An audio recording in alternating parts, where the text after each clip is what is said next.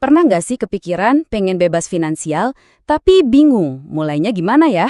Nah, di sini kita bakal bedah tuntas satu strategi investasi jangka panjang yang benar-benar realistis. Ini bukan soal cara cepat kaya ya, tapi soal membangun pondasi yang kokoh dan aman. Pernah nggak sih di tengah-tengah capeknya kerja, tiba-tiba nyeletuk dalam hati, gila, sampai kapan ya gue harus hidup kayak gini? Berangkat gelap, pulang gelap, gaji rasanya cuma numpang lewat. Kalau kamu pernah ngerasain itu, jangan khawatir. Justru pertanyaan itulah titik awal perjalanan kita menuju kebebasan. Coba deh buka media sosial. Pasti isinya pameran jalan pintas sultan kan? Cuan instan, profit ribuan %, tapi risikonya kekeliakan. Nah, tapi ada jalan lain. Jalan yang lebih waras, jalan yang dipilih investor sejati. Jalan di mana kita bangun kekayaan itu pelan-pelan, bata demi bata, bukan untung-untungan. Oke, terus gimana caranya kita bisa kabur dari rutinitas ini? Jawabannya ada di sebuah konsep yang simple tapi powerful. Bukan soal pamer kaya, tapi soal gimana kita bisa bertahan secara finansial. Namanya investasi dividen. Oke, jadi dividen itu apa sih sebenarnya? Gini deh, bayangin kamu beli saham, itu artinya kamu jadi pemilik sebagian kecil dari sebuah perusahaan beneran, bukan cuma nebak-nebak harga ya. Nah, sebagai pemilik, kamu berhak dong dapat bagian dari untungnya perusahaan, itulah dividen. Anggap aja kayak dapat gaji rutin yang langsung masuk ke rekening kamu. Nah, disinilah kekuatan dividen kelihatan banget. Ini bukan buat gaya-gayaan. Coba lihat kondisi sekarang. Ekonomi nggak pasti, harga-harga naik, ada aja ancaman PHK. Dividen ini ibaratnya sekoci penyelamat kita. Jaring pengaman yang bikin masa depan kita nggak 100% bergantung sama gaji bulanan. Oke, sekarang kita masuk ke bagian yang paling seru, tapi juga paling bikin deg-degan. Angka. Yap, kita bakal hitung-hitungan soal duit, no sensor, langsung to the point. Langkah pertama, kita harus jujur sama diri sendiri dulu. Nggak usah mikirin liburan ke Eropa atau beli mobil baru dulu. Fokus ke kebutuhan dasar. Berapa sih duit yang kamu butuhin buat hidup nyaman dan aman setiap tahun? Coba deh ambil waktu sebentar buat mikirin berapa angkanya. Karena angka inilah yang jadi pondasi hitungan kita. Misalnya ya, katakanlah setelah dihitung-hitung, kamu butuh 10 juta sebulan buat hidup nyaman.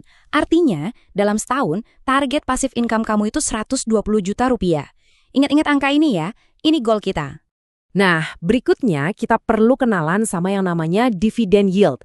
Gampangnya, ini tuh persentase keuntungan dividen yang kamu dapat dalam setahun. Di Indonesia, dapat yield sekitar 5% dari saham bagus, itu udah angka yang sehat dan realistis banget. Hati-hati ya, jangan gampang tergiur sama yang nawarin yield 20-30%. Itu biasanya jebakan. Rumusnya, gampang banget. Tinggal ambil biaya hidup tahunan kamu tadi, terus dibagi sama persentase dividen yield yang realistis itu. Hasilnya, itulah target modal yang harus kamu kumpulin. Jadi, 120 juta dibagi 5%, hasilnya adalah 2,4 miliar rupiah. Yap, kamu nggak salah dengar, 2,4 miliar. Itu angka yang kita butuhin supaya aset kita bisa ngasilin 10 juta tiap bulan dari dividen. Gede ya? Emang, tapi ngadepin kenyataan ini adalah langkah pertama buat naklukin targetnya. Tapi tunggu dulu, perjalanan belum selesai. Angka 2,4 miliar itu baru titik startnya loh. Kita belum ngitung pajak, belum ngitung inflasi yang bikin nilai uang turun terus, dan yang paling penting, kita harus cari perusahaan yang dividennya bisa naik terus tiap tahun. Oke, target udah ada. Sekarang pertanyaannya, gimana cara nyampe ke sana? Kita mau pakai kendaraan apa? Nah, sekarang kita bahas cara milih saham yang pas buat perjalanan panjang ini. Coba bayangin deh, investasi dividen itu mirip kayak beli sapi perah. Tujuan kita tuh bukan nyari sapi yang paling gede atau paling populer, tapi sapi yang sehat yang rajin ngasih susu tiap hari secara konsisten. Intinya yang kita cari itu aliran duit yang stabil, bukan saham yang harganya naik turun gak jelas. Terus, ciri-ciri sapi perah yang sehat itu kayak gimana? Pertama, laba dan arus kasnya harus stabil. Kedua, dia punya rekam jejak bagiin dividen minimal 10 tahun berturut-turut, bahkan pas lagi krisis sekalipun. Ketiga, lihat rasio pembayarannya, idealnya di antara 40-70%. Ini artinya perusahaannya nggak pelit, tapi juga nggak boros sampai lupa buat tumbuh. Dan terakhir, yang paling penting, manajemennya harus benar dan bisa dipercaya. Jauhi jebakan dividen ya, yang yieldnya ketinggian tapi perusahaannya nggak sehat. Dan ingat ya, jangan taruh semua telur dalam satu keranjang. Penting banget buat diversifikasi. Sebarin investasi kamu ke beberapa sektor yang stabil, kayak perbankan, consumer goods, atau telekomunikasi. Ini bukan soal ikut-ikutan tren, tapi soal manajemen risiko yang cerdas, biar portofolio kita aman.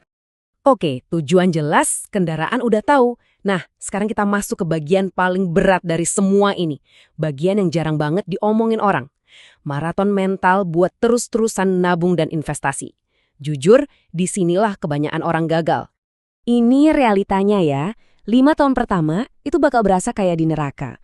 Kamu nabung terus, investasi terus, tapi hasilnya kayak nggak kelihatan. Bikin frustrasi, banyak yang nyerah di fase ini.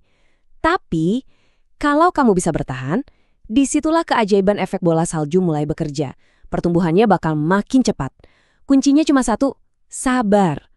Terus gimana caranya biar kuat lari maraton ini? Ada 4 disiplin yang wajib kamu pegang. 1. Cari cara buat gedein pemasukan aktif kamu. 2. Kuasai gaya hidup, jangan boros. 3. Bikin investasi jadi otomatis setiap bulan, nggak peduli pasar lagi naik atau turun. Dan yang keempat ini paling krusial, setiap dividen yang kamu dapat, langsung puterin lagi. Investasikan lagi buat ngegedein bola salju. Kuncinya adalah konsisten. Pada akhirnya, ini tuh cerita klasik si kelinci dan kura-kura.